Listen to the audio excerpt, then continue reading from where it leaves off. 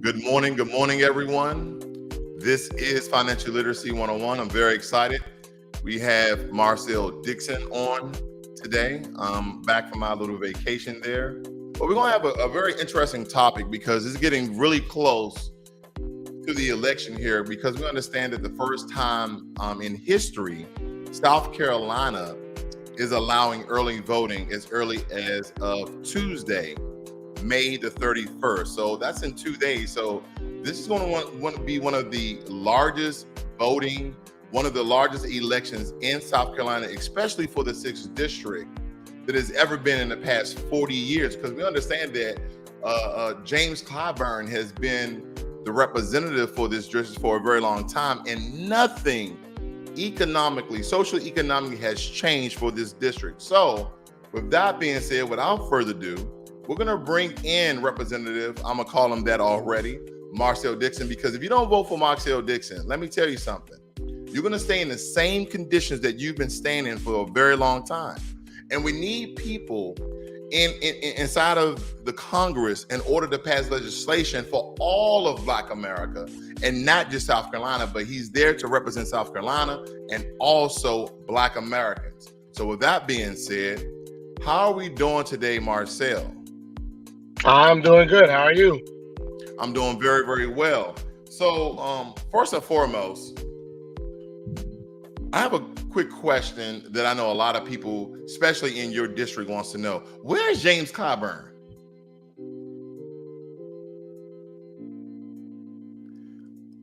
His district are asking that too. Where is James Clyburn? That's why I made that commercial. His district is the 6th poorest in the United States of America. Out of 435, this man has bypassed 429 other districts to be the 6th poorest. And yet, when he went to file his papers to run in this race, people asked him, well, do you plan to go and talk to South Carolinians? He said no. He said he's going to go to Georgia, Florida, North Carolina, California, and New York to campaign for other Democrats. I guess he feels he has it made. I guess he feels that as long as he gets reelected, he doesn't need to speak to South Carolinians to see what our needs are. Meanwhile, here are some statistics from his district. We are the 6th poorest in the country. I already said that. But we're the 3rd poorest out of 435 districts for children, for child poverty. We have the highest eviction rate in the United States of America, with Black women being the most likely to be evicted. Okay? We have the worst health outcomes than any other district in the United States of America, with so many Black people getting their legs and arms chopped off, amputations, because they can't get to doctors and they can't get to hospitals to deal with things that are relatively easy to treat or maintain, or deal with, like diabetes, high blood pressure. They get their arms and legs chopped off. So much so that there's been an entire article done about it by the state newspaper in Columbia. We have the highest level of toxicity in our water in North Charleston, in his district. Denmark, South Carolina has a water crisis, when for 10 years they were putting an unimproved and untested chemical in the drinking water of the people of Denmark, South Carolina's water source. And Denmark is a majority Black town. I can go on. We have some of the worst performing schools in the nation. The Corridor of Shame, which refers to a network of majority Black rural counties, extremely poor, with the school systems. Over 90% of the Black students there are not reading nor doing math on grade level. All of this, and he's saying that he's going to go North Carolina, Georgia, Florida, California, New York, and I guess he's giving South Carolina the finger. But I should not be surprised. That's what he's been doing for the past 30 years. And I disagree with you, Ross. You said that things there have not changed for economically. Unfortunately, that is not true. They have changed for the worse. Because at least when I was growing up, when my parents were growing up, Black people actually owned a lot of land. Now we've lost the majority of it to a system called heirs property. Yet, if you look through James Clyburn's legislative record, you will not see him has written one bill to do anything about Black land theft. but he's written bills for illegal immigrants. Legislative record. He supported bills for illegal immigrants. He supported bills to protect Asian Americans. He wrote a bill for Catawba Native Americans who used to own slaves and were slave catchers to get reparations, but nothing for the Black Americans in his district. So things have changed. They've gotten a heck of a lot worse. Wow. So I stand corrected. Well, thank you for giving us the information, because I know the South Carolinians will definitely would like to know that their conditions essentially has not changed and essentially gotten worse under James Clyburn. So how has James Clyburn failed South Carolina in whole? Like I said, his district is majority Black, 50 to 60%. It is political common sense. You serve the needs of the majority. You want everyone to do well, which is why my shirt is Repair Black America to Fix America. Not just Repair Black America, stop, but to fix America, because you want everyone to benefit. However, you need to put the needs of the majority first. America is a majority rules nation, for better or for worse. James Clyburn has done the opposite. He serves the needs of the minorities. He's sitting there pushing for illegal immigrants after study has shown, from conservative entities to liberal entities. Study after study has shown that illegal immigration and legal immigration actually hurts Black Americans the most. It causes our wages to go down by as much as 80%. Our incarceration rate go up by as much as 10%. Our unemployment rate goes up by as much as 30 to 40%. Our marriage rate drops. It has a negative impact on us. Yet he's pushing for illegals to get benefits, not just citizenship, but resources in housing, jobs, healthcare, things that Black Americans don't have. We're 15 to 20% of the population, conservatively speaking, but we're over 55% of the homeless. We have lost our land. He writes a bill in November 2021 for the Catawba Native Americans, who were our enslavers. Talk about white people, they were more brutal than the white enslavers, which is why during that time, our people would sometimes prefer to be with the white enslavers than they. He writes a bill giving them 20 acres of land so they can build a multi-million-dollar casino from which they would get billions of dollars. He has not done anything for the Gullah Geechee people here in South Carolina for us to get back or get compensation for some of the hundreds of thousands of acres of land we have had stolen. And yet, you have some people here, maybe some of these Black men, these older Black men, not all of them, not even most, but too many of them, getting offended when I tell them I'm running against Clyburn. Their loyalty is to him, not to us. It's disgusting. I can't stand them, and I will never forgive them for it. So his failure has been a failure to write legislation for the people in his district, who are the majority, but not just that, are his people of his very same lineage. He does bills for people who are not of his lineage while giving us the finger, but demanding our votes.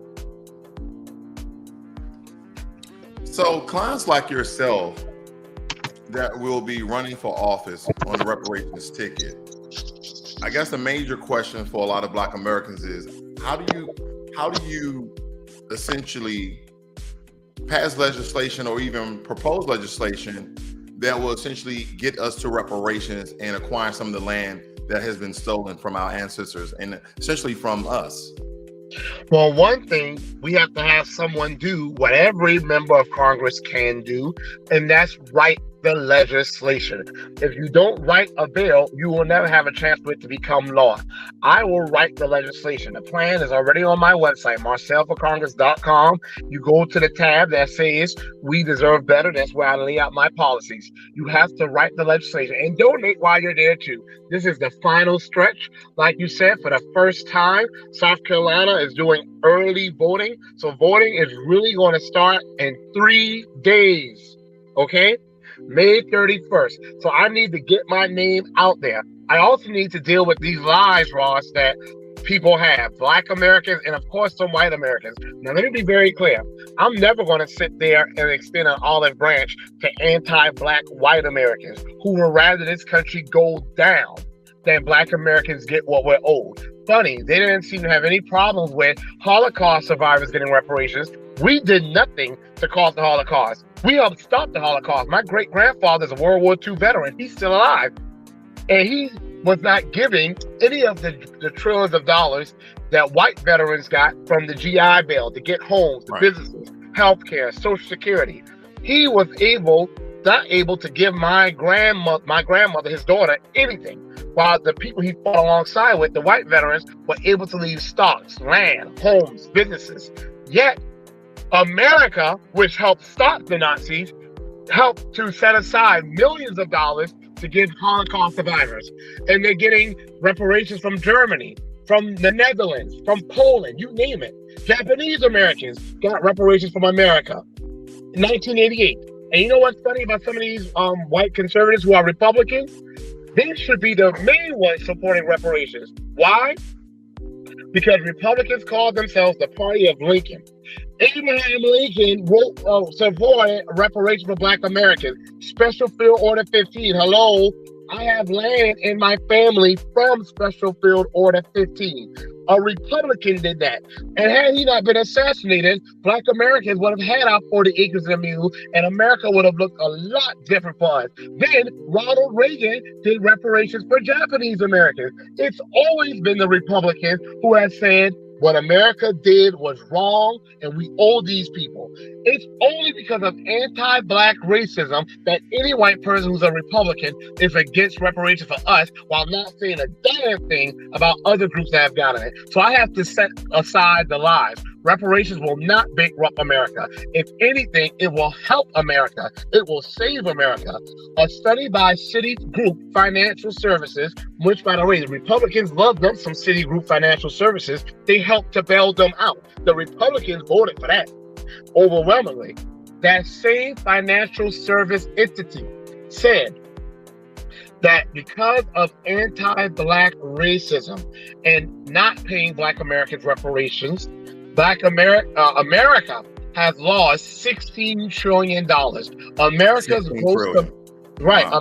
gross domestic product now is $19.2 trillion. And we're as wealthy as we've ever been. We will have been twice as wealtly. So if you think America is great now, imagine what we would have looked like if we had double the amount of our GDP then. We would have had it had we paid reparations to Black Americans. But that was just for the year 2000. The further you go back, the more money we've lost because of not paying reparations. So reparations will save America. The government can't afford it because the government, when they get debt, as we like to call it, it's really called yellow dollars, about this color here.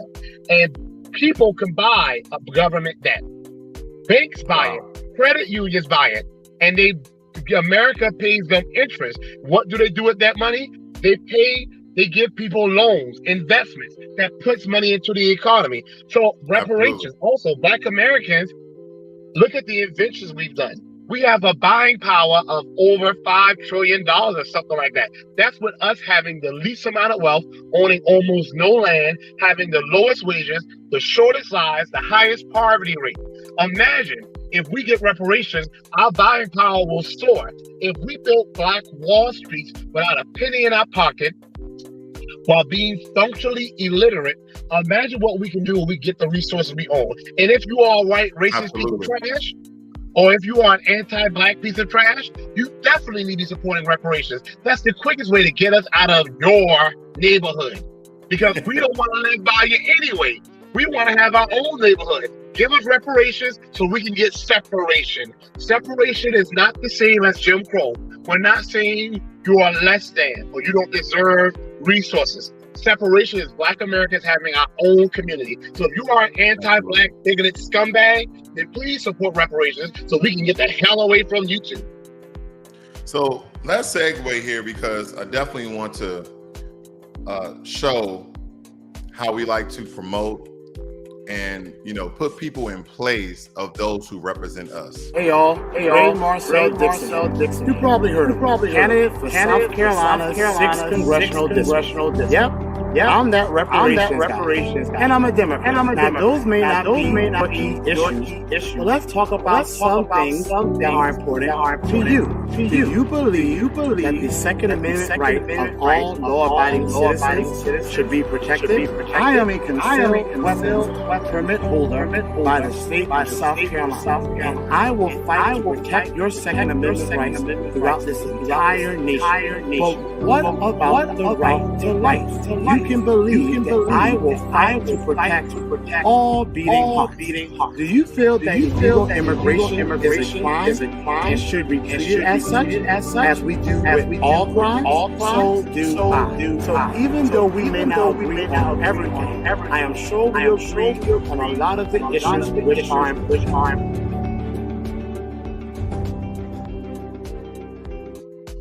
So we understand that there's going to be a lot of legislation passed, especially now with shootings in Buffalo as well as in Texas.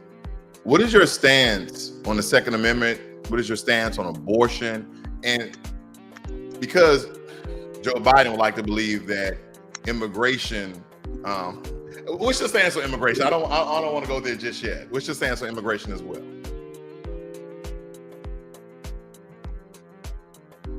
Hold up, we're having technical difficulties. We had Marcel to drop out very quickly. We want to see if we can get him back. All right, there you go. I'm sorry. Clyburn. I'm in Clyburn County, so Clyburn country. So you know the connection is awful. So my stance on illegal immigration, it's very simple. Life is so simple. If you're in my country illegally, as Dan when I say my country, you need to be deported immediately. Okay? And I know a lot of people like to say, would you say that's anti-American? Because essentially that America, this is what a lot of liberals are stating, that this is a country of immigrants. Really? Black Americans are not immigrants. Black Americans are descendants of American slaves. We are not immigrants. Now, a black person from Jamaica, Brazil, Colombia, Nigeria, Ghana, Ethiopia, whatever, they're immigrants. I'm not an immigrant. My people were forcefully brought here. We're not immigrants. We're the people who built the nation. That is not anti-American. Upholding laws is supposed to be quintessential American. We cannot have a special group of people who thinks that they are an exception to the rule. If I go in a grocery store and steal food from there because I'm starving and I need to feed my family, they're going to say, okay, I'm sorry you're starving, but you're going to jail because you didn't pay for what you stole. They're not going to say, oh, you're starving, let me give you food. And then the next person that comes in, let me give you food. The next person comes, let me give you food too. Illegal immigrants are the only group in this country that we say they came here for opportunities. They did it, they broke the law, but because they came for opportunities and we want to feel sorry for them, which I don't, let's give them what they broke the law to get. If that's the type of attitude we're going to have, then when I rob a bank, okay, don't do nothing to me. Let me keep the money because I did it for opportunities. We cannot have a special group of people who can break the law, especially when illegal immigration hurts Black Americans the most. It is the most anti-Black thing that the Democrats. Hey, hold on, Marcel. Hold on. But I thought illegal immigration, immigrants in general, do the jobs that Black Americans and other Americans do not want to do. Is that correct? Absolutely false. Did you see the interview I did on Fox Soul where that a lady tried to say that? I shut that down real quick. I said construction, roofing, painting, drywall, heating and air, electrical work. Those are all jobs in which Black men once upon a time dominated. Black men and poor white men once upon a time dominated those jobs. Carpentry. Not only did we once upon a time dominate those jobs are well paying. Those jobs are always going to be in demand. We like to push 4-year degrees and 6-year degrees on people. The trades are good to go. They're always going to be needed. They always pay well. 40% illegal immigrants make almost 40% of the workforce in those jobs now. And why? Because they take less pay. And they allow themselves to be exploited. But what has been shown is when those illegal immigrants are deported like they should be, The next day, Black Americans are right there doing those jobs and demanding fair pay like we have a right to do, and demanding workplace safety like we have a right to do. Because we're not going to allow ourselves to be exploited, because we are Americans. And like all Americans, especially us who have been denied it the longest, we have a right to a fair wage. We have a right to workplace protection. I also want to say, they always say you won't want to separate the family. So I offer, when we deport illegal immigrants, if they have children who are American, if they want to go with their parents, I will offer to deport them as well. I'll put that in my legislation. I will also say that America is spending at least $60 million a day taking care of just illegal immigrant children. Wow. That was the Washington Post. An analysis done by the Washington Post in April 2021. And you know, as well as I know, that the Washington Post is a very liberal media outlet, okay? Absolutely. And I want to just say what I'm saying. A Democrat is a person who supports things that hurts Black Americans, but then tells Black Americans vote for the Democrats. That's a Democrat. A Democrat is me, a person who puts Black Americans first, not illegal immigrants, okay? So we're spending $60 million a day while Black Americans only have $24,000 in wealth, but the average American family, when you take Black Americans out, $122,000 in wealth. Yet they're putting trillions of dollars in illegal immigrants while telling us illegal immigrants are our friends, our brown allies. I haven't seen any sign of that brown allyship. Matter of fact, a study done by Duke University, another college that likes to boost up a lot of these anti-Black liberal talking points, they did a study in 2006. 70% of illegals, mainly Hispanic from Mexico and Central America, no, mainly Mexico, not Central America, my mistake, said that Black Americans did not work hard, were problematic, were lazy, were criminals, did not contribute anything. Black Americans on welfare using the EBT card, and a lot of us don't want to, essentially have substantial equity and jobs in America? Absolutely false. And the thing that's most offensive is that these illegals are setting up in our country, talking trash about us. Who allows that?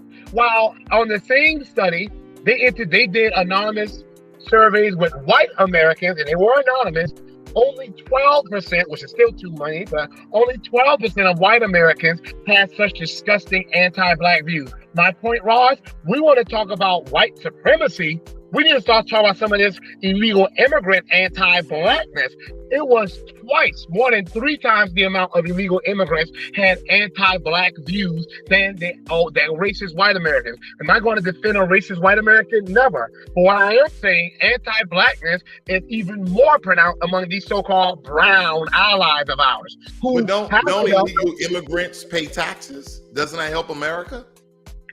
First of all, that's what they say, but no, not for what I know, because a lot of them get paid under the table. And even if they do pay taxes, that's just they're just giving back a little bit of the majority of taxes that they use by driving on our roads, by going to our hospitals, by their kids going to our schools, by them using our mailing service. They're using way more taxes than the so-called 11 million or whatever they paid back. So even if they are paying somewhat back in taxes, they're using a hell of a lot more because their kids are in our schools. They're using our mailbox. They're going to our hospitals. Okay? They're driving on our roads. They're using our mailing system. They're using our electrical grids, our water system. So don't give me that. Now, abortion. Oh man, I get worked up. Well, there's some women in the Black community that essentially benefits from abortion, correct? Because they're having a lot of babies out of wedlock. The socioeconomic climate in a lot of the Black neighborhoods is a catastrophe. And in order for them to have children, to have baby, will directly put them under the poverty line. Essentially, if they're working, at the local corner store or at Burger King or McDonald's or something like that. So doesn't abortion help Black Americans? Absolutely not. Oh boy. Okay, I don't know where to start with this one. First of all, Ron, I hate a white liberal. Oh boy, I can't stand a white liberal.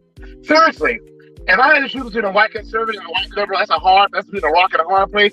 I think I might go with the white conservative. I'd rather you be upfront about how, if you don't like me, And I'm not saying white conservatives are anti-black. I'm not saying that. But I'm saying if a person doesn't like me, if it's a white person that doesn't like me, I'd rather them just be out front with it so I can tell them I don't like you either, kiss my ass. You know what I'm saying? Excuse my expression, I don't want to get your show banned. But I'm going to say this. I have white liberals tell me, and of course I'm not saying all white liberals are anti-black. There are some who are genuine about supporting black people. There are some who support things that hurt us, but they really do think it's for our own good, which is paternalistic. But the majority of them, Ross, they're anti-black. They only want our votes so the Democrats can stay in office and they can do things for illegal immigrants and Green New Deals, while black Americans don't get any type of deal besides being homeless on the street, dying, and they do nothing about it. First of all, I've had white liberals tell me, and of course black people who bought into their nonsense, that because a black child will grow up in poverty, they need to die. That's literally their attitude. If a black child is going to be born into poverty, they just now go ahead and kill them. So they don't say that to illegal immigrants, though.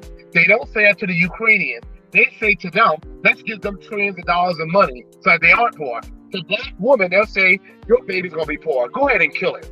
Black women have been saying since the 1970s that the reason they have abortions higher rate than any other group is because of poverty. Why are black women in poverty? Because when their ancestors walked off the plantations, they didn't get a penny of the trillions of dollars they had raised for this nation. But you have companies today, Ross, that like Bank of America, Wells Fargo, that started Wall Street, okay, that has its roots in slavery. They inherited the wealth of slavery, and they're still going even stronger today because of that wealth. On the other hand, black Americans inherited the poverty and the disenfranchisement of slavery, and we are still suffering from that. So it's no surprise that black women, like black men, are among the poorest. Instead of the Democrats, and that's what I'm going to call them, because you're not a Democrat.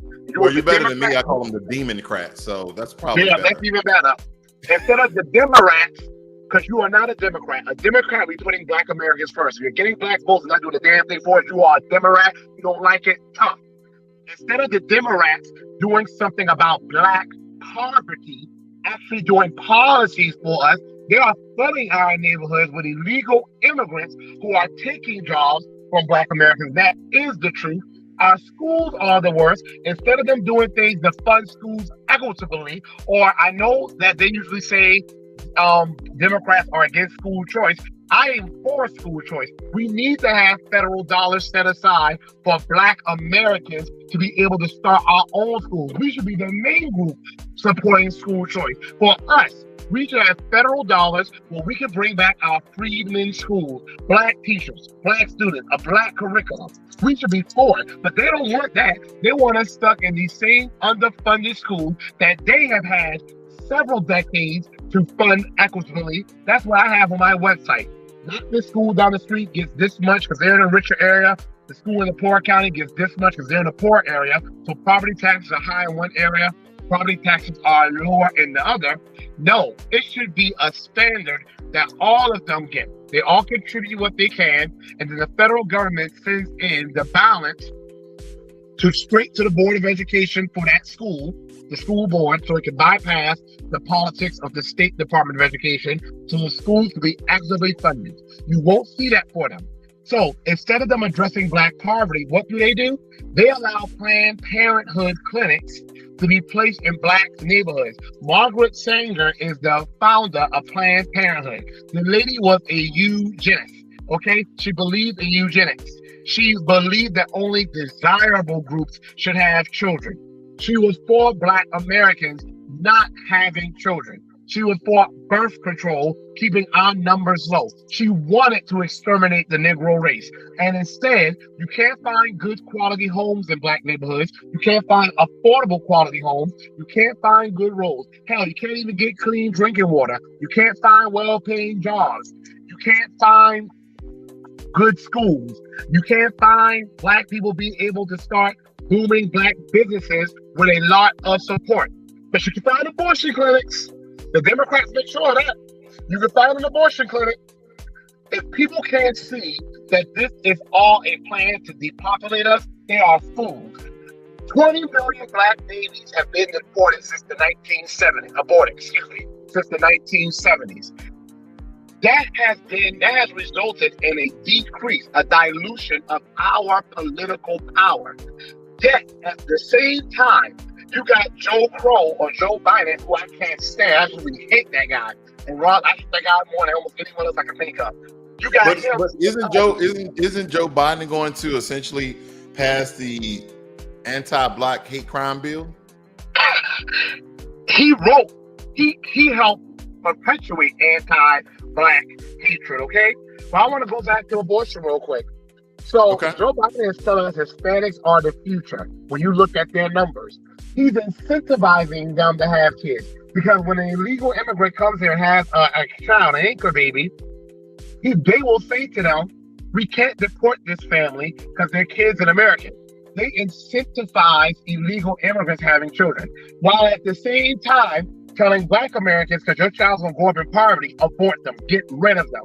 So on one hand, they're incentivizing illegal immigrants having children and saying to us, we need to worship Hispanics because their numbers are growing, while at the same time telling Black Americans, hey, abort your child, and because you're aborting your children, your numbers are not growing like the Hispanic population.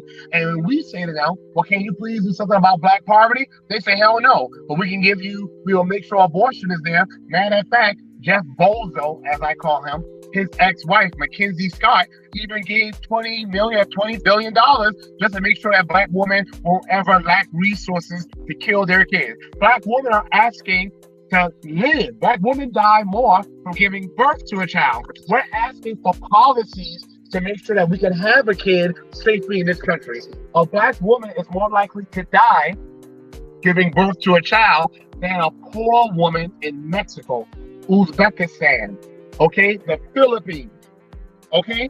Yeah, they're putting money into making sure we can kill our kids instead of making sure that Black women will be able to safely give birth to their kids, instead of giving Black men well-paying jobs so that they can be there and raise their kids, instead of making sure that Black families have support. My legislation will only allow for abortion in medical emergencies only. Other than that, once that heartbeat is there and there's cerebral activity there, that is a living human being who deserves to be protected. Your body, your choice. Okay, that child ain't had no choice. That child doesn't have a say in the matter. You can't kill someone just because they don't have a say in the matter whether they live or die.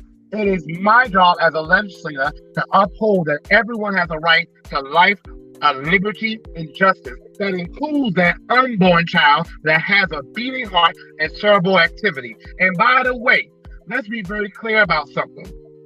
Black Americans are undercounted drastically in the census. 2010, Absolutely. They undercounted us by 4 million people. This time in 2020, they say it's twice as many. They say by at least 4 to 5%. What do you believe that the numbers of Black Americans are? What do you believe that our numbers are? They say right now it's 48 to 50 million. I know for a fact it has to be 60 or 70 million. We all know it. In fact, there's some talk that when Obama was running for office, he did some census apparently independent of the Black community, because Obama's fundraising numbers were historic, and he used that to do a count of Black Americans because he knew that we would vote for him because he was Black, quote unquote, not knowing that he was really just a dark-skinned white man, because the man was just as anti-Black as people say Donald Trump to be. Definitely, he can't be as anti-Black as Joe Crow. It's hard to be that anti-Black. And they say that when his census was done, the Black American numbers were somewhere between 30 to 34%. I believe it may not be that high, but that's definitely more in the ballpark. So pretty much, Ross, I am against abortion. It should only be in medical emergencies. It's not about the woman's body. Ain't about the man's body. But I'll say this, it takes a man to have a child. So for all these women out there saying your body, no choice, no, the hell it is not, because you did not, that child could not come to be without that man's sperm being inside of you. So, and if you have that child, legally, the man is supposed to help care and provide for that child. So if it's your body, your choice, then how about men don't have to raise the kids then? Let's let men off the hook legally. Let's rescind child support laws. Let's rescind all responsibility for men. This is your body, your damn choice. If you can make the choice to end the life of that child, then you cannot mandate men to care for that child if they don't have a say in the matter. And once that child has a beating heart, your body, Thank you. Yeah, your body, I'm sorry. No, it's not your choice. It ain't the man's choice. It is the fact that that child has a right to life. And they say a black woman is the least protected in America. That's a damn lie. It was always black children. They used to rip black children out of black women's wombs. They used to beat black children to death when they were just babies because sometimes the enslavers wouldn't want to take a black baby. They used to sometimes enslave black children as early as 4 years old. They used to feed black children to alligators. Black children are the most likely to die because of avoidable reasons. Okay? It is about saving the child. We need to do what they do for the Hispanics. They incentivize Hispanics having children because they want to replace us with them as their next voting bloc. Ain't gonna happen. Not on my watch. No way, Jose. Now, well, let me ask you this, Marcel, as we move in. Oh, about guns. I just need to be very brief if you ask about that as well. Yeah, but that's where I'm going. That's where I'm going. Okay. With guns. We know we had 2 mass shootings here in the past month or so. Of course, in New York as well as Texas, where I'm stated here.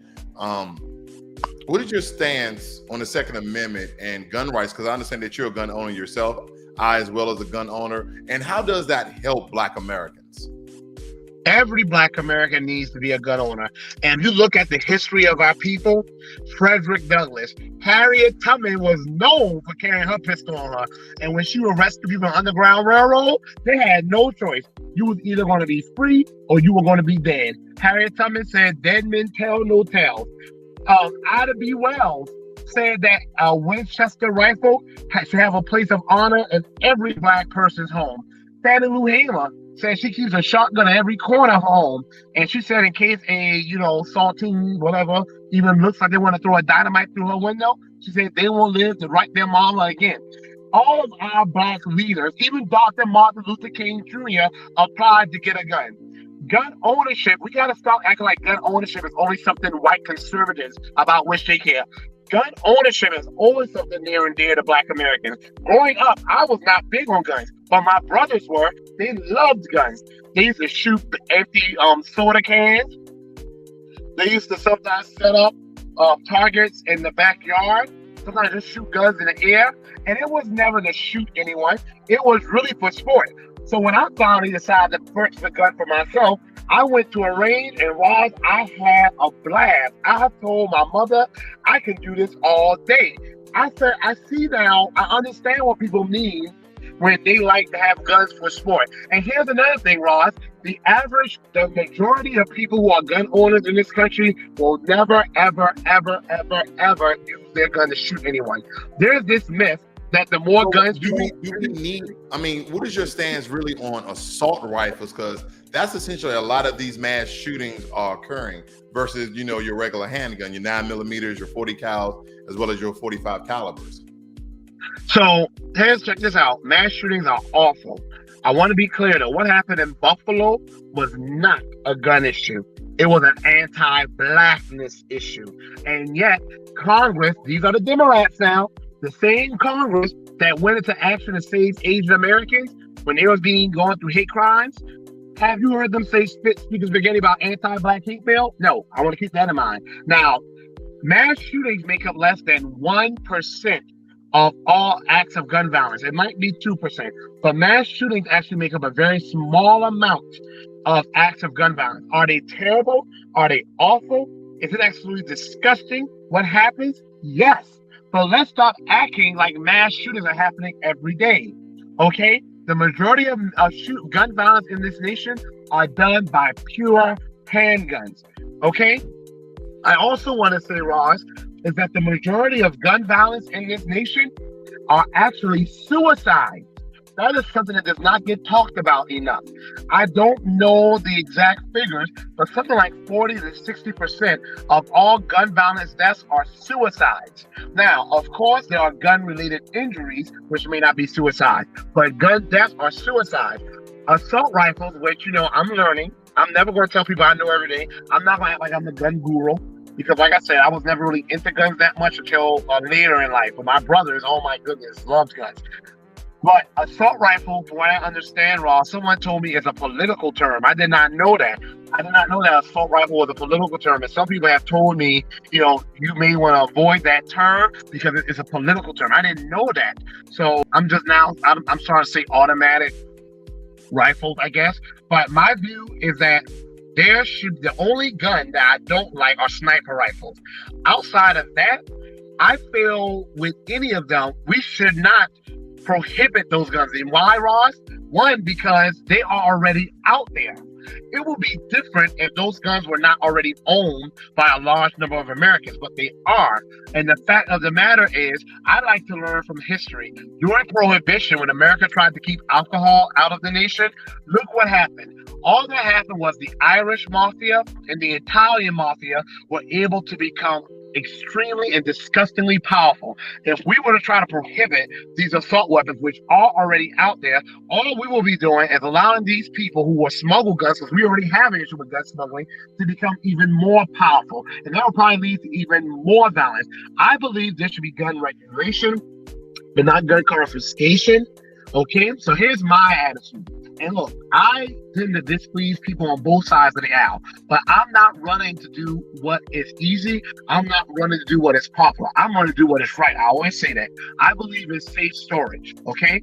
Because that has been shown to reduce the number of suicides. I believe in smart gun technology. And before the gun fanatics who think that there should be no gun laws at all come in the mention saying, people ain't gonna be able to afford that. I believe in providing it free of charge. The same way we have to use our fingerprint to get into our cell phones, I feel that should be done with guns, because I actually do research.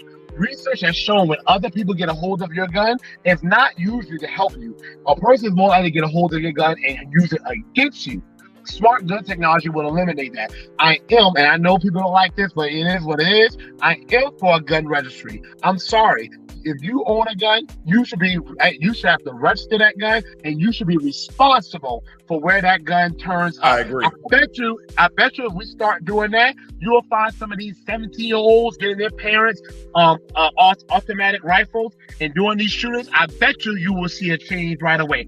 I am also for us.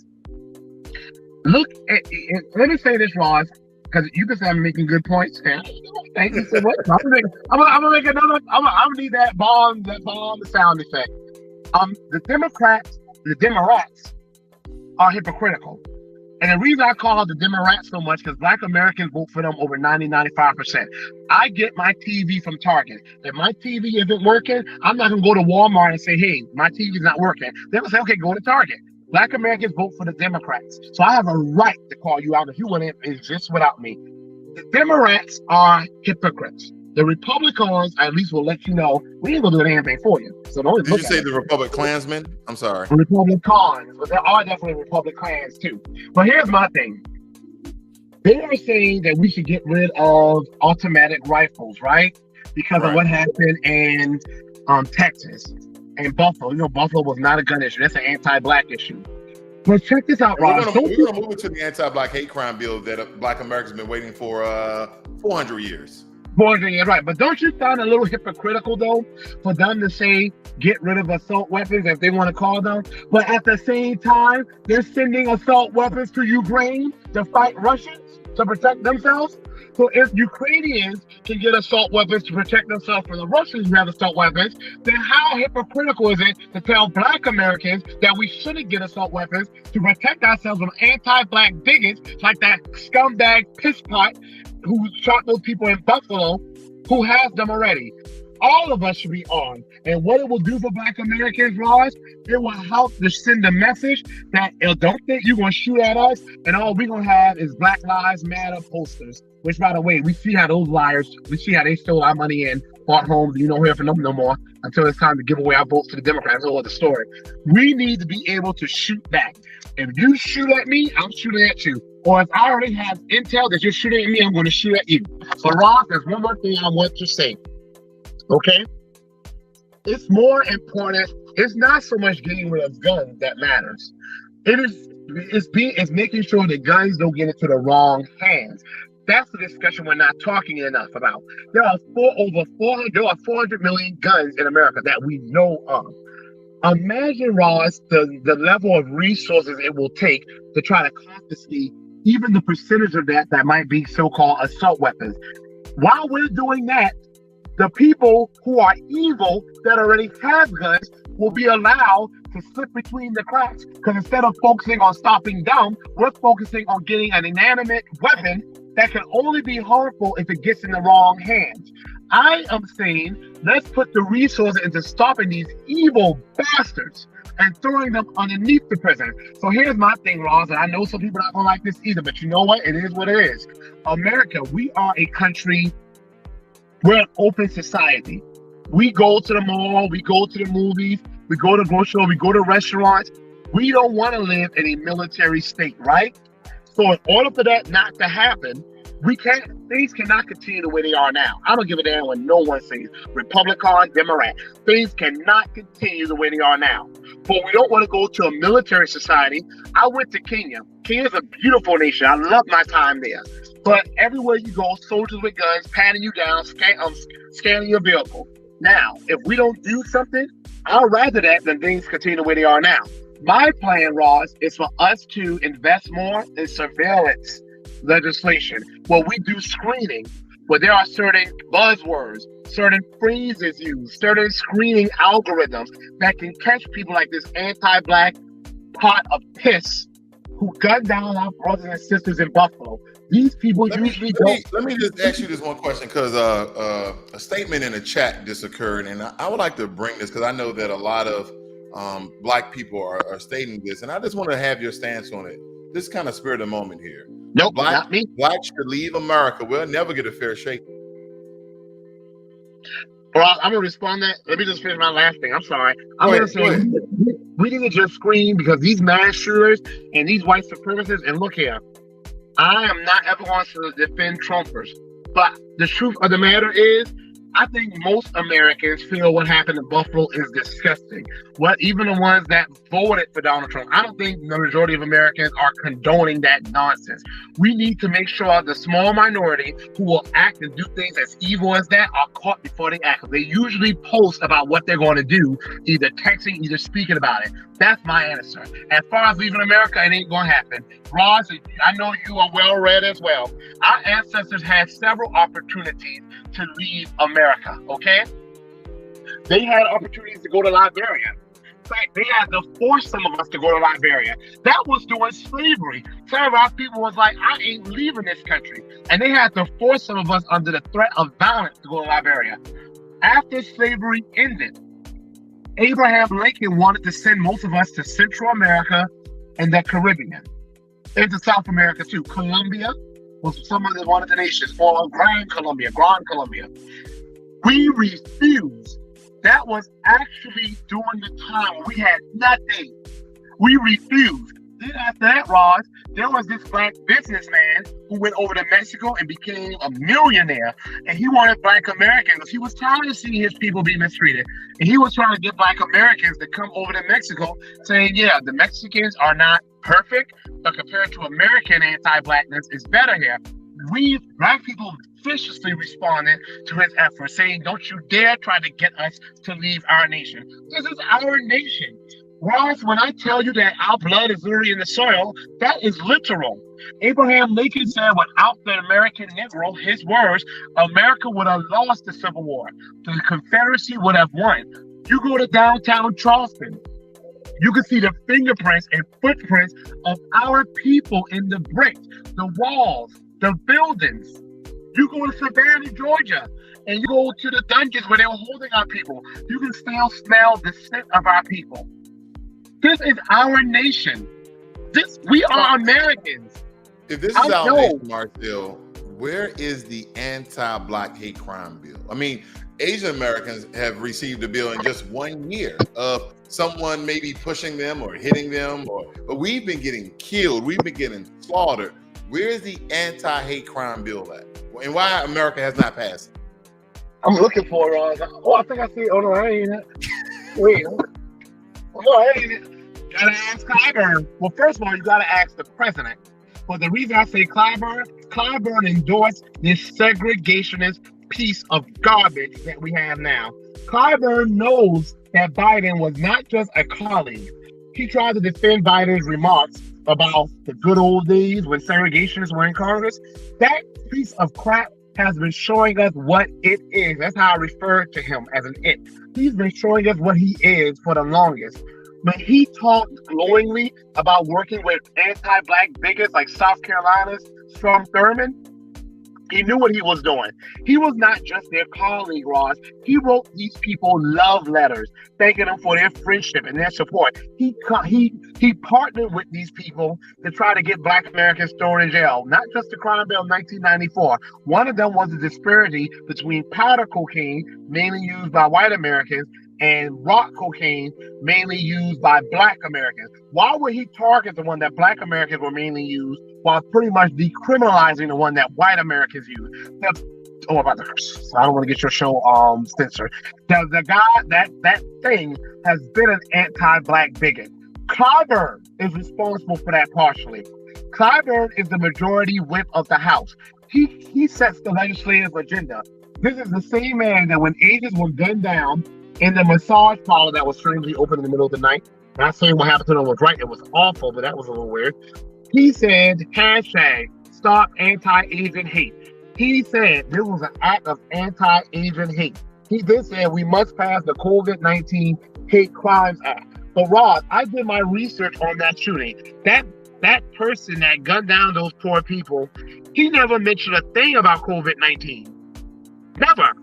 And yet, Clyburn, with his Black self, went hard for Asian Americans. Our brothers and sisters are being gunned down. Look at the photos of them. They were just grocery shopping. One guy was buying a cake for birthday cake for his 3-year-old son. One lady was buying food that she will always prepare and feed the community with. I don't care what they were doing. They were minding their business. They were gunned down. I don't ever like to look at the pictures, but people like to share pictures on social media, and one caught me off guard. I saw the picture of him shooting one of our people in the head. How can you see that and not be moved to do something to defend us? These Democrats, these Black sellouts are all going to go to hell. They all go to hell, and they deserve it. Well, let's just move the pendulum of the barriers here a little. We understand that you're a reparationist, and the one thing that a lot of America is going to say, Black, white, and indifferent, they're going to say, how is America going to be able to afford reparations for Black Americans? Because we're already giving billions and over the course of time, trillions of dollars to Native Americans.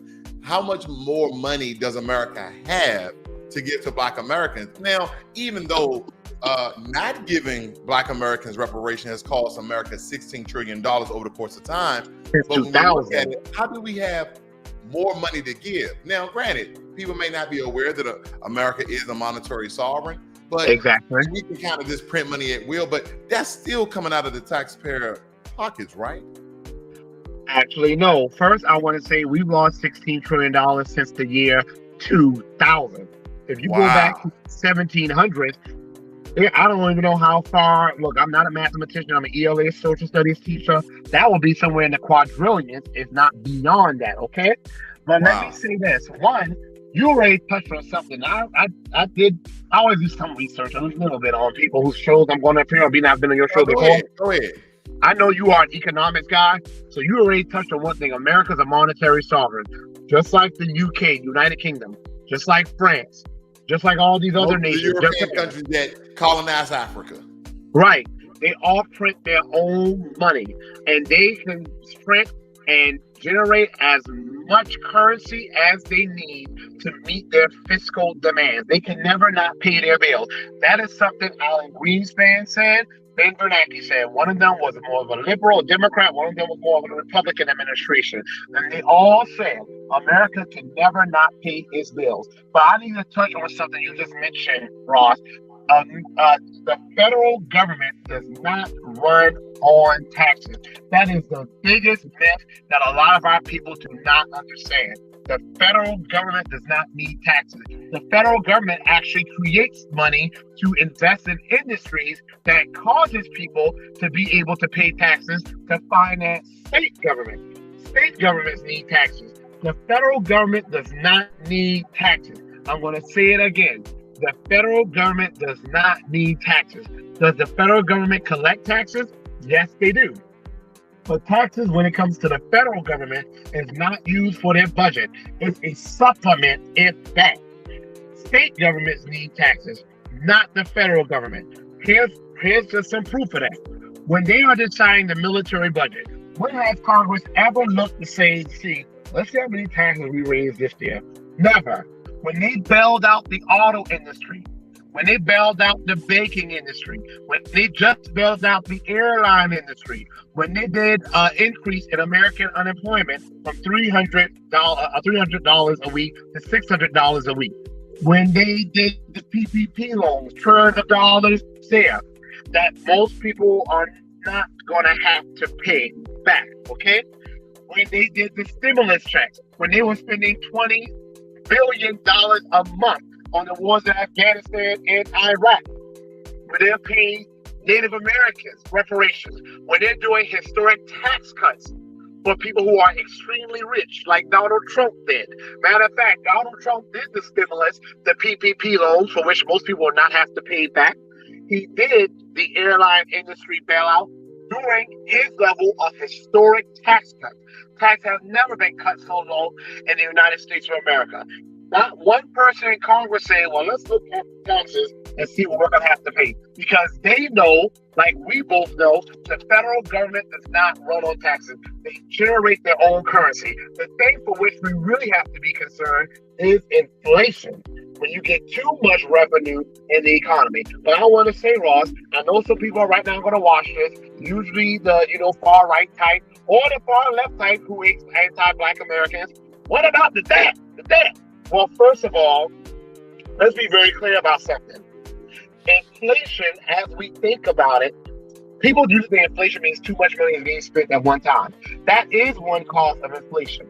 But another cause of inflation can be limited resources have been consumed to the point where there's a limited amount left and the prices are soaring.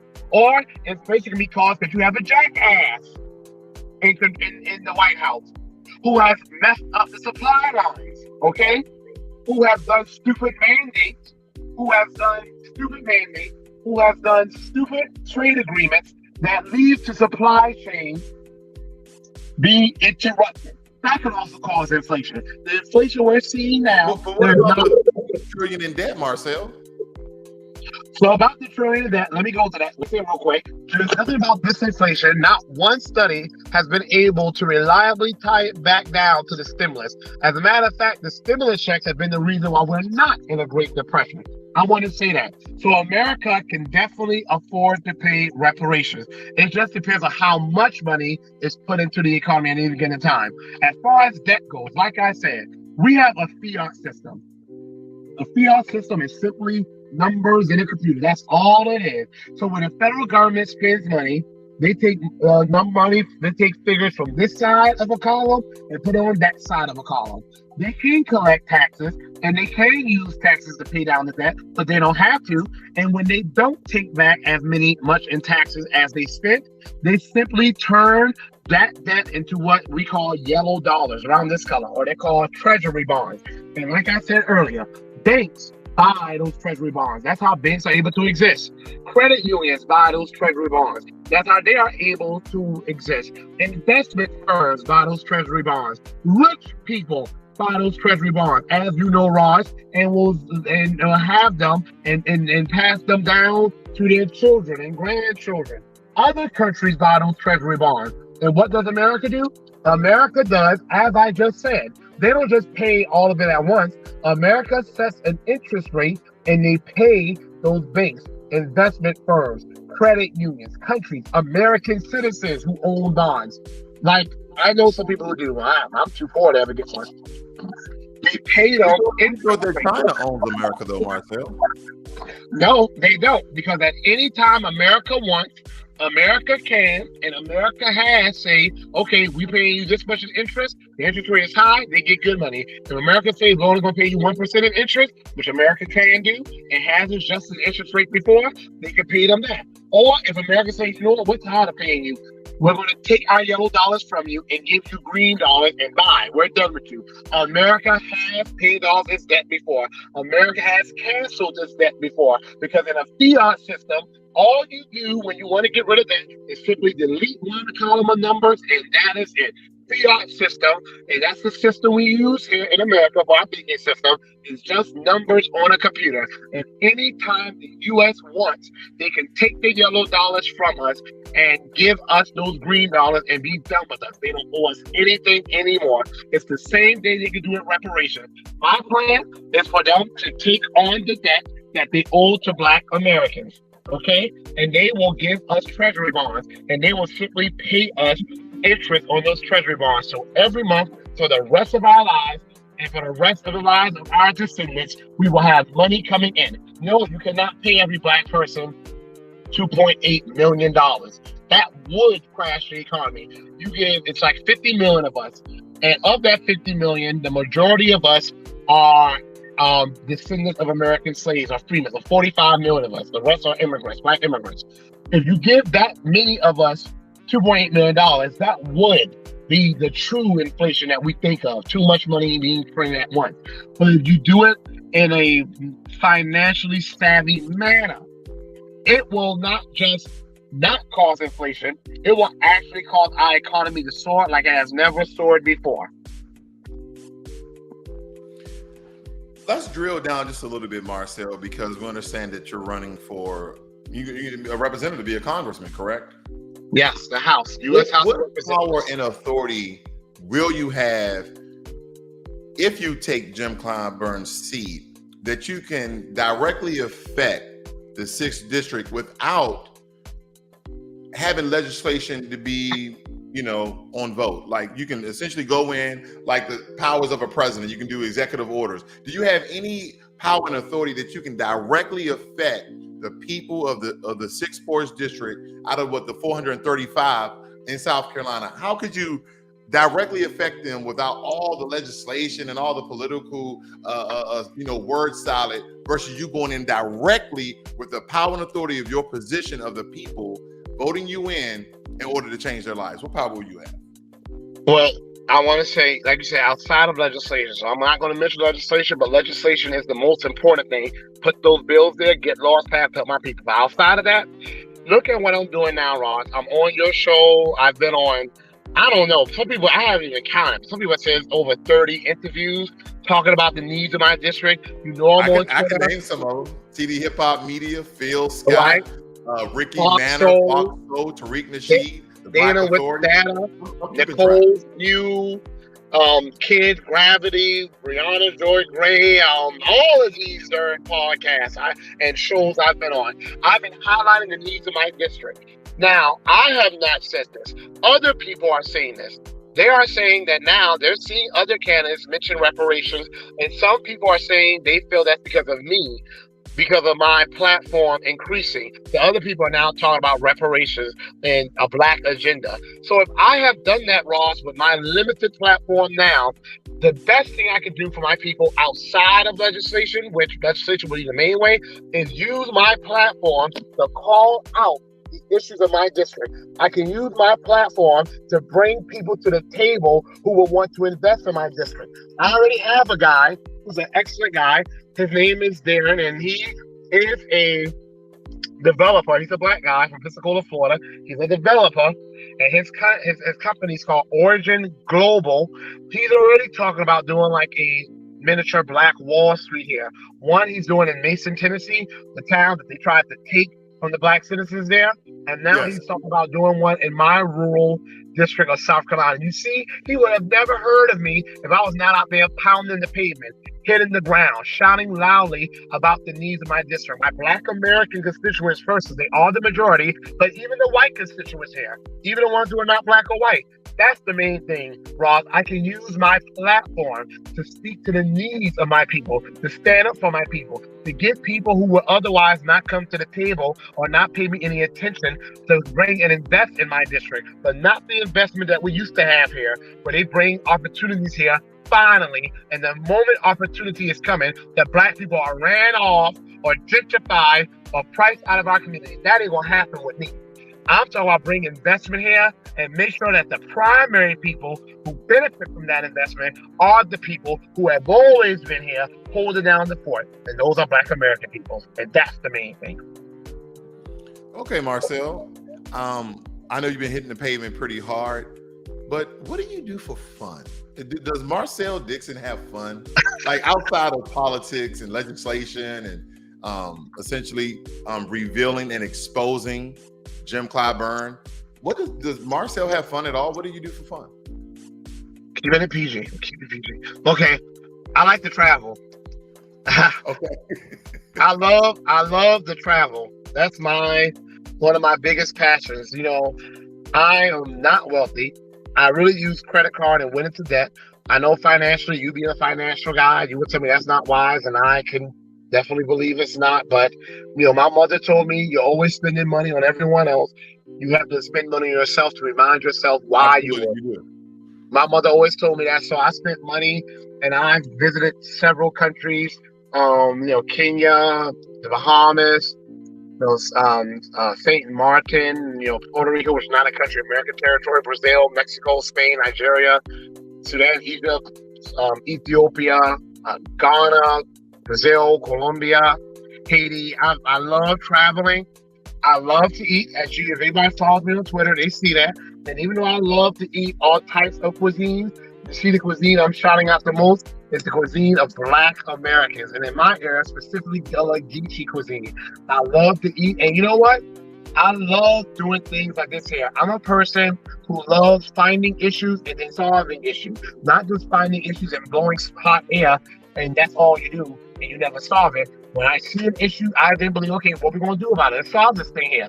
So I actually do find it fun I love the challenge of solving an issue. But if I have to say, traveling is my primary thing I like to do for leisure, and eating out. Those are my primary things. And going to festivals, cultural festivals, especially things like food festivals, music festivals, even though I'm not really a music person, but going to music festivals where you can actually sightsee and people watch, those are things I love right now. So I wonder if when you're going out traveling, you're going to different festivals and being a foodie essentially, do you run into people like Ann Coulter who supports or seems to support reparations? Let's see the way liberals have treated blacks like children, and many of their policies have been harmful to blacks. At least they got the beneficiary group right. We do have to, we shouldn't. There is the legacy of slavery and Jim Crow laws. We don't owe the homeless. We don't owe feminists. We don't owe women who are desirous of having abortions, but or gays who want to get married to one another. That's what civil rights has become for much of the left. They dropped the blacks after 5 minutes. Immigrant rights are not civil rights? No, I think civil rights are for blacks. See, this is essentially the problem, and the Republicans what have we done to the immigrants? We owe black people something. We have a legacy of slavery. Immigrants haven't even been in this country. But you see, most of us are either immigrants or are the descendants of immigrants. The way liberals... What are your thoughts on that, Marcel? I'm very interested in what you think about that. I don't know a lot about Ann Coulter, but of course I've heard of her. I know she's a conservative commentator, but I know she's always made that point, and she's absolutely right. It's bad when a white... Do you think she's pandering in any way, or is she just stating facts? I don't think she's pandering, because what benefit would it be to her? As a matter of fact, her being a white conservative commentator, what she is saying might not win her any friends in her primary audience. So what would she have to gain by speaking on behalf of Black America? She's speaking the truth. There are sometimes, they can say a broken clock is right twice a day. I don't know a lot of her views. I can imagine I won't agree with all of them, but I know she's been saying that for over a decade. She's been saying that for years now, long before this reparations movement, that the Democrats owe Black Americans. She has said civil rights should have been just for Black Americans, not white women.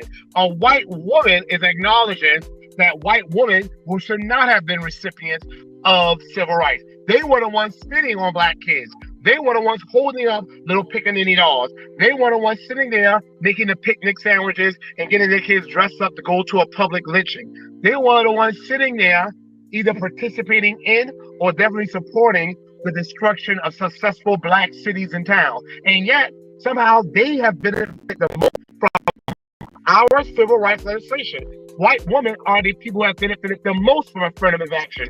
Over 6 million white women have well-paying jobs because of affirmative action. That is a citation that's existed for decades now. I'm sure it's more than that. She's absolutely right. But did you notice what the white liberal did? Oh, yeah, he went back to immigration. Exactly. Ann Coulter, a white conservative who probably we will have a lot of ideological differences. She cited Black Americans, descendants of American slaves. What does he do? Bring up immigration. He just says, hell with them, let's talk about immigrants. I hate those people. You hate immigrants or you hate illegal immigrants? No, I hate white liberals who are anti-black. Okay. So, in the system of white supremacy, and we're kind of winding down here, do you believe that they're trying to at least trick black people or steal the voting rights that we have in order for us to promote candidates like yourself? Do you believe so? No, you think that I'm sorry, ask question, my audio cut out. Okay, no problem. So in the system of white supremacy, a lot of black Americans would like to believe, because of the Democrats promotes that, the conservatives, Republicans in general, are trying to steal away the power that we have to vote in candidates, even like yourself. Do you believe that's true? Are there Republicans who would love to purge black people off the voting rolls? Absolutely. Are there Democrats who would like to purge black people off the voting rolls? Absolutely. Let's be very clear. The Democrats will love black Americans not to be able to vote as well, because they're seeing they're waking up. They're seeing more and more black Americans starting to say, what about us? You're doing things for illegals, Ukrainians, trans people, LGBTQ, Asian Americans, but not anything for us. And without us, you wouldn't be in office. So now they're getting scared. Why do you think why they're giving illegals voting rights in places like California and New York? It's dumb as hell. What's the purpose of being an American if you don't have to be an American to get all the benefits of being an American, okay? So I do believe there is an element of voter suppression. Definitely, but that's not just the Republicans, that's Democrats as well, because they would love for black Americans to not be able to vote, because they're seeing we're waking up, they're seeing we're going to demand that, hey, you're one looking for some damn Ukrainians, some damn Afghanis, some damn trans people. What about black Americans? Before anyone tries to slid up in here and say there are black trans people, yeah, there are. There's black unicorns too. But most black Americans aren't trans people and aren't unicorns either. So what are you doing for all black Americans? Trans and non-trans black Americans. Nothing. So the Democrats are in that too. To me, it's voter suppression as well, when you want to give illegals the right to vote. That's the voter suppression nobody wants to talk about. It's voter suppression as well, when you don't give black Americans a reason to come out and vote, but you try to guilt us into voting. Talk about something your ancestors died for voting. Don't tell me what my ancestors died for. Don't you tell me what my ancestors died for. My ancestors did not die for the right to vote. They were killed while trying to vote. That's a difference. Let's tell history correctly. They died exercising rights they should have had already in this country. That's a difference. My ancestors just died for us to have equality, but equity as well. They died for a party they thought was going to give us what we were owed. The Democrats ain't saying a damn thing about reparations. Talk about HR 40 was just a study of reparations. That's what they died for us to get what we're owed. Now, I do want to say this. Are there some legitimate issues when it comes to voting? I support automatic voter registration. I support, mail-in ballots pretty much for any reason. I do feel gerrymandering is a problem, because if America was not so gerrymandered, we could have a lot more majority black districts in this nation. But do I think that voter suppression is an issue? And no, I don't. Do I think the Democrats use voter suppression as some type of fake outrage type issue to get black Americans all around them? Yes, they do. Is it working? No, it's not. Because I don't know if you've been seeing, for some reason, they came to South Carolina. I forgot that Indian reporter's name. She came to my district, Clyburn's district. I want to find it interesting, by the way, that she came to my district and spoke to Clyburn's deep-bone constituents. That's interesting. And she said to Joe Crow, you remember this, the people there feel like the Democrats and Joe Crow have not had their back. And remember, he was like, I haven't had a chance to look in their eyes and touch them. Other groups, remember that one? Remember that little one? I do. Like a month ago? For other groups, he names policies he's working on. For us, he thinks we want to look at his beady, senile, mosquito face eyes. I don't want to look at you on TV. Okay? It's not working. And now, just more recently, did you see the report the lady did in North Carolina? I don't know why they keep hitting the Carolinas, but they went to North Carolina and spoke to black voters and asked black voters, do you feel Democrats have been having black voters back? I'm back. And did you see overwhelmingly black Americans like, hell no. They ain't done nothing for us. Black people are waking up, Ross, and the Democrats are trying to give illegal immigrants the right to vote because they want to try to neutralize our power. They want us to come out and vote when we're not demanding anything. And then they're doing things for everyone else. So the moment we demand something, illegal immigrants, we want them to have voting rights. So it's not working. And I can tell you, every time somebody hears about my campaign or what I'm running, they automatically support me. The only thing that gives Clyburn an advantage is that he has name recognition. But that's also the thing that hurts him. Well, I know a lot of people would like to know this. Did you go to Jim Clyburn's annual fish fry? I did. The fish wasn't hitting on nothing. First of all, red rice is Gullah Geechee food, okay? Hush puppies is Gullah Geechee. Look at the history of hush puppies. They started here in my region, Edisto, which is Edisto is probably like 40 minutes from me. They started here by the Goldbond family, who still has eateries throughout my region. He didn't have no hush puppies. The fish was soft and soggy. They only gave us a little soup. So you did have some fish, though? I did have fish. Okay. I did have some fish. It was not, I don't know, if that's what we've been voting for 30 years. Hell, come to me, I can make some better fish than that. So is Marcel going to do a fish fry or do reparations? Marcel's going to do reparations so we can buy our own damn fish and we can have our own fish fries and we can actually be able to afford the fish. Because the people that go to bed hungry the most are black Americans. So I want us to be able to buy our own fish to be able to afford the flour and the oil to fry our own damn fish, okay? Not only that, though, when I do my celebration, when I win, I'm going to speak that into existence. I'm going to do what we do here in the Low Country. We do a Low Country boil. Or if you want to go really big, we do a calabash.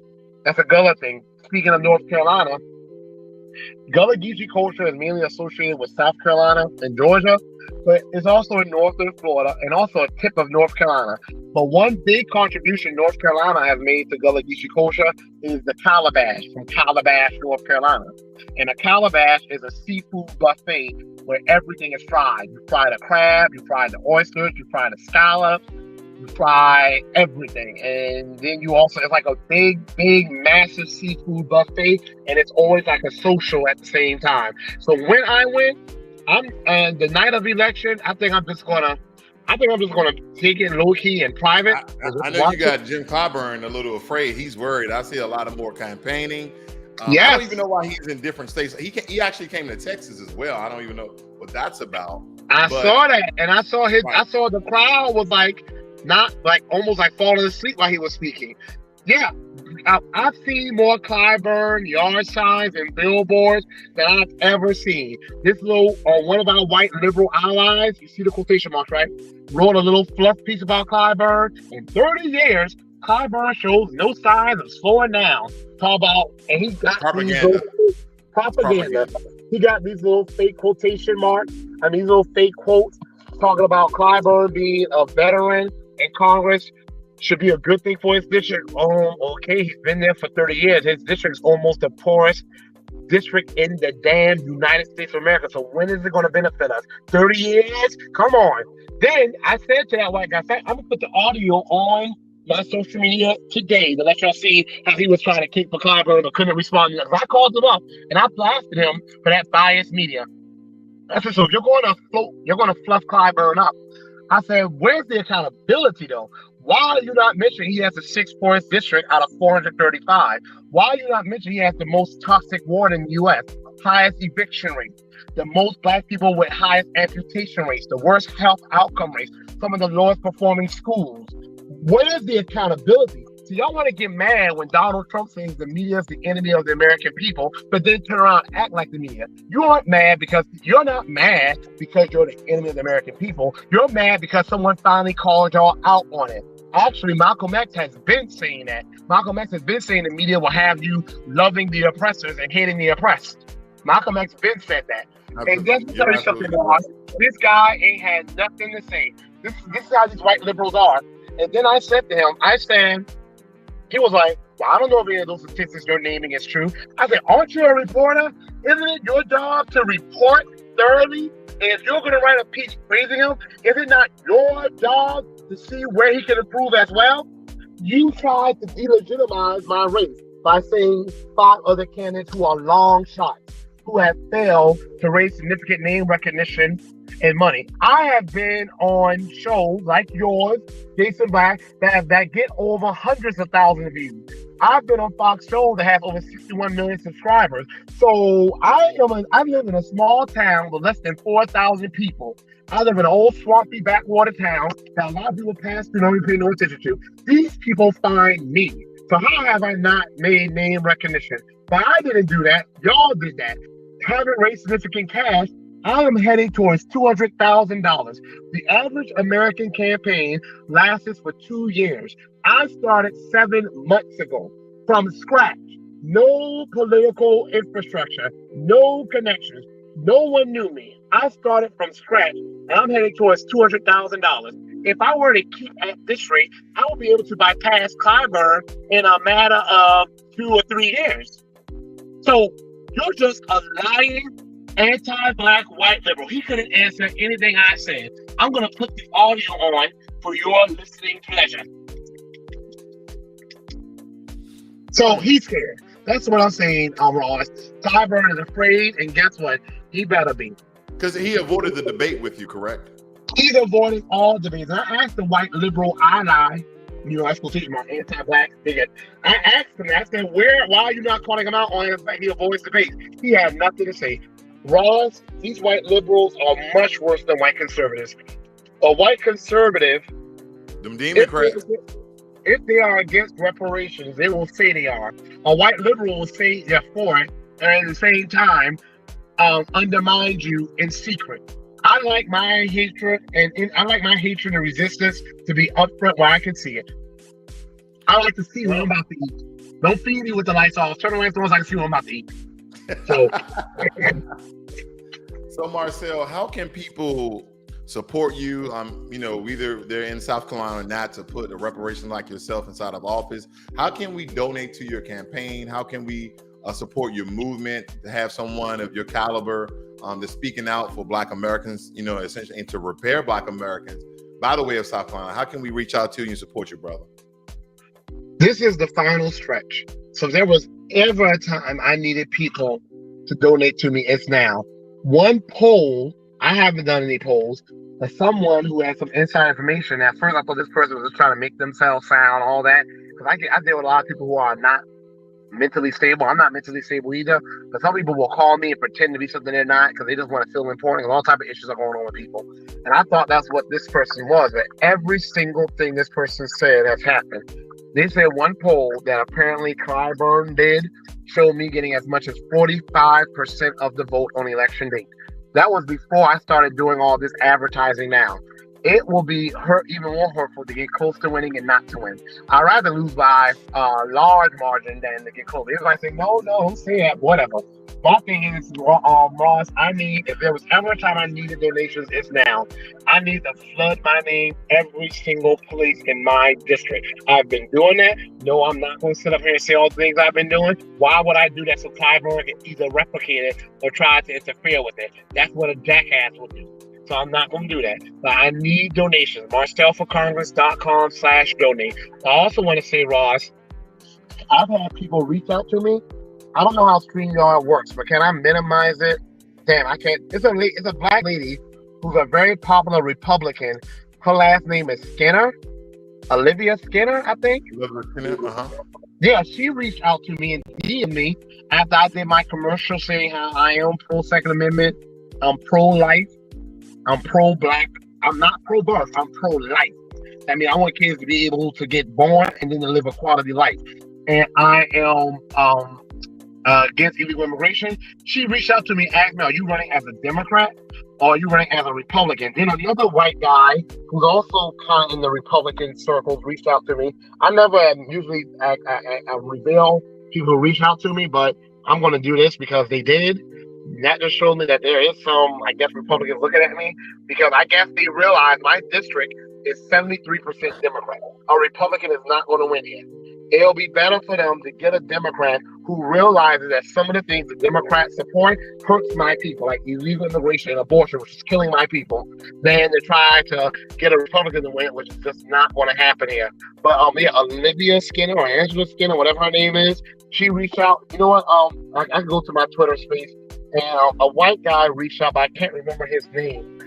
But I've seen them on news before, and the reason I bring that up is anyone has a platform and on which they want to invite me. I don't duck smoke.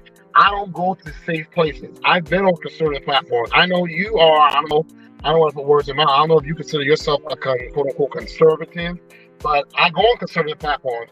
I talk to anyone who wants to have a good faith conversation. What I won't do is sit there and waste time with trolls. And there are people who will troll. My thing is, I ain't gonna sit back and argue with you all day. Once I say what I said, you say what you say, okay, there's no need for us to keep going back and forth about it. Absolutely. I'm out of here. But I forgot the damn lady's name, and as soon as I end, you asked if I was a Democrat, Republican. I'm gonna just let you know, Marcel, I don't attest to any of them. I'm just black, and essentially go with the policy.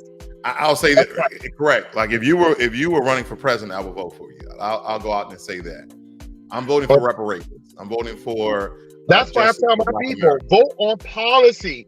I told my people. Now look at my black self. Look at me, all black. I say to people though, if a white guy came along and he talking about policy to me, leave my black self right there with these crazy assholes. Why not? Exactly. That's why I say to people, vote for policy. Don't sit there and vote for someone's skin color. Yes, I would love to support black people who are on coal, but if a black person is not on coal and a white person happens to come along who is, then all people vote for them. I'm trying to find the person's name for you, dog, because I'm sure you know them. And damn it, I can't find it. As soon as you get off, I'll find it. But I wanted to share it with people. But she has like over hundreds of thousands of followers. Her name is Skinner, but then I can't find it. But she reached out to me, and what I want to say, if any of those conservative people think that I won't come on their platform because I'm running as a Democrat, then you don't know me at all. I'm not like them. I don't toe a party line for any party. I will come to your platform and talk with any. I'll talk to Republicans. I'll talk to white Republicans, okay? It's about talking to people. We may not agree. I ain't going to change my mind. But the point is, though, I'm willing to have good faith conversations with people, period. And unless they're trying to be a troll. If you're trying to be a troll, no. But that's my thing. So if people have platforms and they want to have me on, I will come on and discuss my platform. And that's another way to help me. So donations, but also if you have, her name is Laverne Spicer. I don't know where I got Skinner from. Laverne Spicer? Yeah, I don't believe I'm familiar with her. Okay, yeah, I've seen her on TV before and stuff like that. She wrote me on May 7th, and I told her I was running to show people right here at marcelforcongress.com to donate. You can donate as little, I believe, was $5, Marcel. Is that correct? As little as $5, as much as $2,900. Absolutely. So I would encourage everyone watching and who watch and who will watch, at least donate to the brother. You live in South Carolina or not, at least $5. This is the gateway of start having reparations like Marcel and others to get inside of Congress and start pushing legislation that's going to repair Black America. Okay, because we understand the slogan is repair America by you say your slogan, Marcel. Repair Black America to fix America. There we go. Marcel, thank you so much for coming on to the show. I do appreciate your time, brother. No, thank you for having me and your support. I really appreciate it. Thank you to the people that showed up. And let's bring this thing home. Reparations is always Oh, going and to be early first and voting. foremost. Speak about early voting here on Tuesday. Oh yeah, or voting. I've been drilling in June 14th, but now it starts on the 31st. So 31st to June 14th. I need to catch as many people as I can before the 31st comes around, and they vote for Clyburn just out of familiarity, even though he's awful. Man, they don't know me, so they don't vote for me. I need to prevent that from happening. So I am running commercials everywhere. I have May billboards 31st. everywhere. That's Tuesday. A lot of people are going to be drunk, Marcel. So we got to say it's Tuesday of this week. Right, All the way right. to what, June 14th? May 31st to June 14th, and y'all, this is it. This is it. Whether win or lose, I say I'm going to win, but a revolution has already happened. I've already shown people you can be a normal person without many resources. God knows I don't have it, and you can stand up and mount a campaign against a powerful politician, in my case, one of the most powerful in the country, and actually have an impact and change the trajectory and the dynamics of politics. If I can do it, y'all can do it. And my main goal was to inspire all of us to do it, and I hope nothing else. That's the main thing I wanted to have happen. South Carolina, 6th District, vote for Marcel Dixon. Thank you, brother. You have a great and wonderful day. I appreciate your time.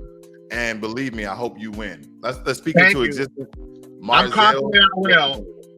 I'm really feeling momentum on the ground, Ross. And I can't tell y'all, I wasn't feeling it before. And it was worrying me. I'm like, okay, online, I'm all people know me, but when I'm at home. But now, I feel an energy. People are recognizing me. People are going to all over my district and just asking random people. They've never heard of me. Everybody, of course, we know Marcel. This is here in my South Carolina. So thank you, Ross. Thank you, everyone. Y'all take care. Have a great day, everyone. Thank you.